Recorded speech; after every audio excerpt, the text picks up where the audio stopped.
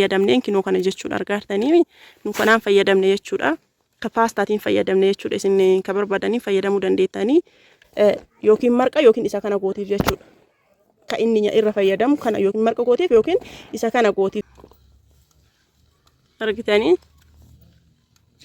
maashina keessan kana haga sirreessitanii keessaa yaastanii midhaan keessaa yaastanii waa dibdanitti argattoo hojjettanii kaattan hin dhiisinaa isiniin jedha akkana fakkaata. Assalamu alaikum warahmatullahi wabarakatuh. Ashama arkafuun jaalatamtootaa fi kabajamtoota uummata Oromoo. Har'a maal hojjetaa jirtaa jechuun keessaniin ooluu xumura irratti maal akka hojjedhu isinitti himaa. Isin ammoo Osman subscribe like share gochuu hin irraanfatina. Kabajaadhaan haga xumuraatti akkana wajjin turtan kabajaadhaan isin gaafadha. Maal akka hojjetaa jiru ammoo yoo beekuu barbaadan saankeeta yookiin daraqoota jechuudha. Saankeeta yookiin daraqoota isa hojjechuuf deemaa jirra.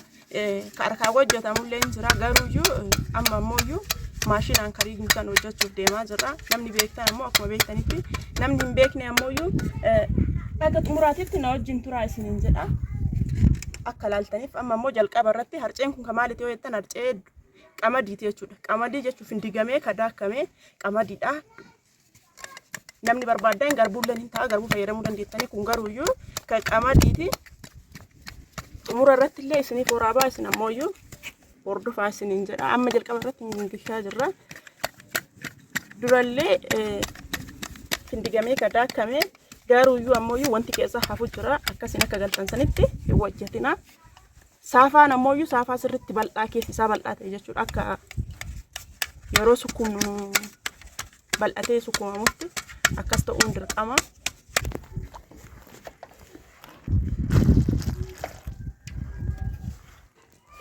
Kinoo akkanatti amma sukkumaa jirra jechuudha. Amma isa sukkumuu deemna inni yoo sukkumamu soqiddi ittiin galu wanni itti galu tokkollee hin jiru.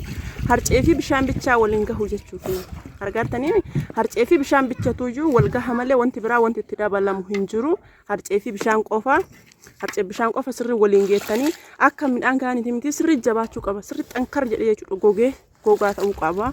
Maaliif jennaaniin yoo sirriitti gogee hin sukkumamini haala miciqamuu hin jiraame waliin marqamuu jechuudha. Amala akkasiisan of keessaa qaba. Nyaanni kun daraqoonni kun yookiin ammoo kurkutoon jechuudha.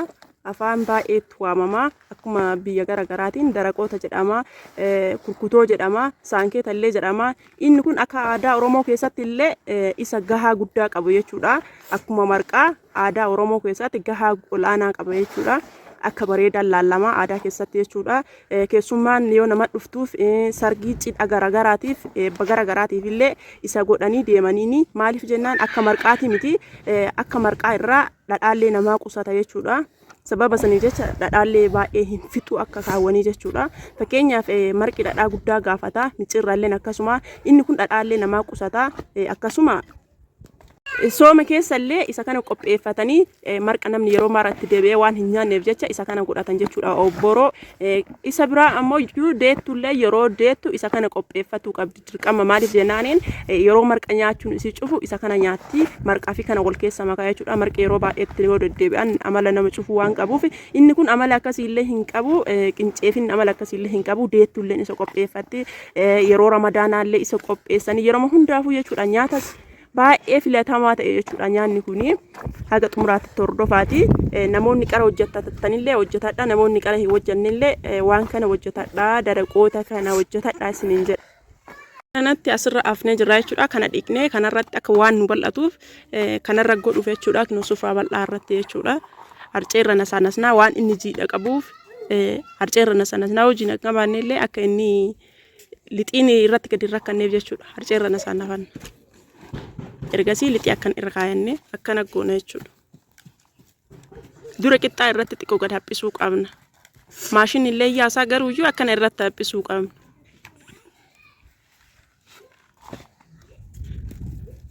Garuuyyoo sufraan gogaa ta'e illee yoo harcarra buusuu baattan illee homaa hin ta'u. Maaliif waan lixiin jabaataa ta'eef jechuudha. Irra buusuun waan badummaa qabu hin qabu bareeda ta'a malee jechuudha. Waan balleessuu qabu. Beebdhaan murra jechuudha. Maaliif akka maashina keessa gannu seenu likki maashina keessa nu seenu jechuudha. Akkana muruu qabna jechuudha. Kinoo akka maashina keessa seenu jechuudha. Qamadiin amala baquu wayii waan qabuuf jecha sababa saniif harceedhaan nakkar. Saniif harceedhaan dibna jechuudha akkanatti.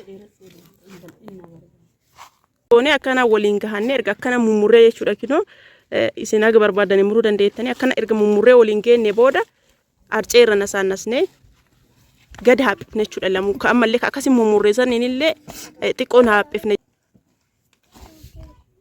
Keessa keenne booda qixxaa haphisnee baxxeessine jechuudha akkana argitanii maashina keessa erga akkana kennee erga maashina hidhannee booda maashina akkatti hiitaniin beektanii namni hin beekne hin jiru ergasii akkana finne qixxaa baxxeessine jechuudha.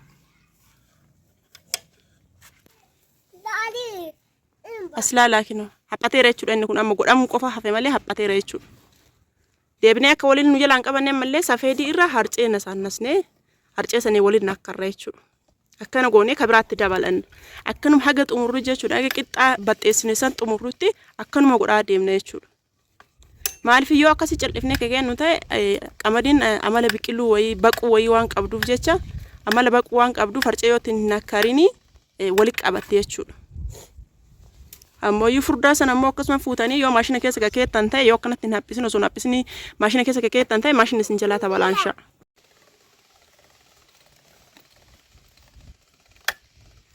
Wanti isin beekuu qabdan maashina kana itti hojjettanii kaatanii akka hojjettan saniin lixiidhaan hin kaayinaa. Lixiidhaan hin kaayinaati keessaa yaasaati lixii kana keessaa yaasaati tokko tokkoon keessaa yaasaati erga keessaa yaaftanii booda zayitii dibamu jira zayitii san dibaa jechuudha. Zayitii san dibuu qabdanii yookiin ammoo akkanumatti lixii kanaan keettan taanaaniin isin jalaa zaaga jechuudha. Dura harcee jala kaayannee harcee jala keenya san irratti kana garriinne jechuudha. Maaliif yoo akkasirriinne waliin nu jalaa qabata waan ta'eef isin ka barbaadanii fayyadamuu dandeettanii nu ammoo yoo ka fayyadamneen kinoo kana jechuudha argaatanii nu kanaan fayyadamne jechuudha. Ka paastaatiin fayyadamne jechuudha isin ka barbaadanii fayyadamuu dandeettanii argitanii kanaan fayyadame jechuudha.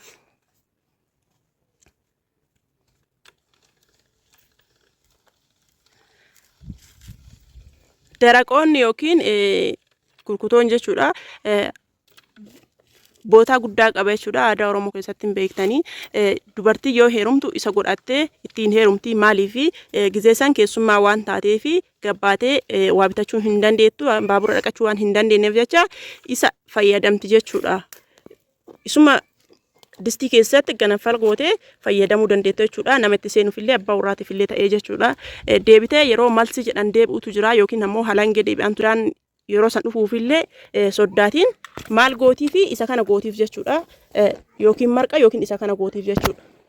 Ka inni irra fayyadamu kana yookiin marqa gootiif yookiin isa kana gootiif jechuudha. Yeroo ramadaana keessaallee kana fayyadamanii ganama namni biddeena nyaatee ooluu irratti baay'ee ulfaata waan ta'eef isa kana nyaatan jechuudha. Amma immoo kamiin godhee isin mul'isaa jira kaaniin godhee isin mul'isaa jechuudha. Isin laaltaniif jecha anisiniif jecha ka akkana godhaaru malee nu kaanuma fayyadamna argitanii. Kanaanillee baay'ee bareeda jechuudha argitanii. Baay'ee bareeda isin ammoo ka irra bareedu koomentii irra barreessuun irraanfatina kam akka irra jaalattanii fi kamtu akka irra bareedu anka jalqabaa san jaaladha. Isin ammoo kam irra ka jaalattan koomentii irra barreessuun irraanfatina isiniin jedha akkana jira hinoo argitanii. Akkana jira kinoo yoo barbaadan ammoo lamaanillee fayyadamuu hin dandeettanii lachuuyyuu garagara gootanii garagara gogsitanii ergasii ammooyyuu erga garagara gogsitanii booda jijjiiraa fayyadamuullee hin dandeettan jechuudha argitanii. Kinoo akkana fakkaata argitanii. Akkana fakkaata jechuudha. Inni guddaa wanti isin irraanfachuu hin dandeenye maashina keessan kana haga sirreessitanii keessaa yaastanii midhaan keessaa yaastanii waa dibdanitti ergatte hojjettanii kaattan hin dhiisinaa isiniin jedha akkana fakkaata. Kun haala ammayyaati malee haala aadaati miti. Haala aadaa irratti yoo fayyadamuu barbaadan harkaanillee godhuu hin dandeettanii. Kamtu irra mi'aaya yoo jettan ka harkaatu irra mi'aaya. Wanti kamiyyuu ka harkaatu mi'aaya.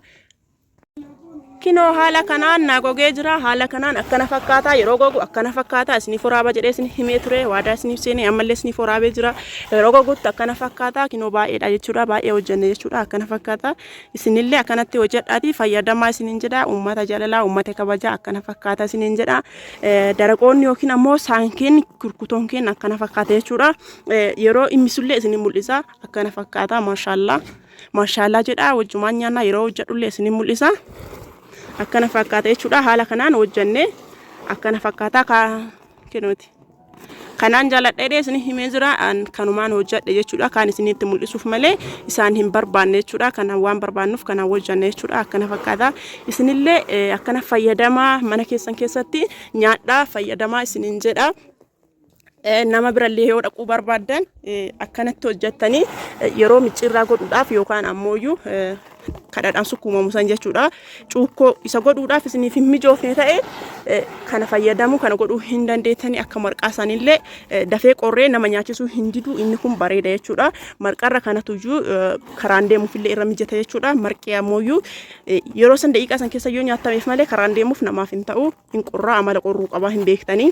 Inni kun garuuyyuu bareeda waan ta'eef kana fayyadamuu hin dandeettanii. Mana keessan keessatti qorsii garaagaraa irratti godhachuu hin dandeettanii. Nyaata keessan jijjiirachuu barbaadan isa kana gootanii lafa keettanii fayyadamuu hin dandeettan isin jedha. Akkana fakkaata. Yoo isinitti tolee ta'e koomentii irratti yaada gaarii naa barreessaa yookaan ammoo wanti qirris jedhoo jiraate qeeqallee yoo ta'e lakkoo hin qabu ani hin fudha isin jedha. Naa barreessuu hin irraanfatina. Akkana fakkaata. Wantoota kanaan addaa jechuudha. Wantoota akkana ta'e kanaan addaa ta'e akka isiniif fiduuf yoo barbaadan ammoo subscribe godhaa isin jedha. Wanti viidiyoon gad lakkisu buluun akka isin bira dhaqamuuf subscribe gochuu hin irraanfatina. Horaa bula geebana.